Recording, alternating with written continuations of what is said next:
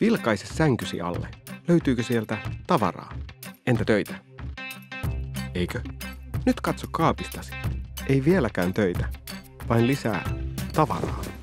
No, oikeastaan sinulla on molempia.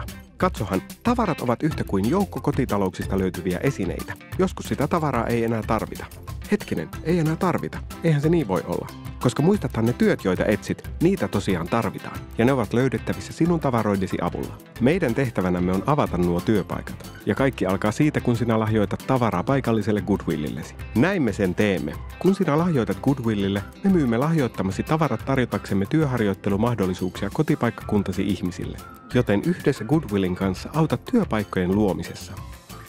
Ja eikö ylimääräisestä kasarikoverbändisi kiitarista luopuminen olekin sen arvoista? Goodwill.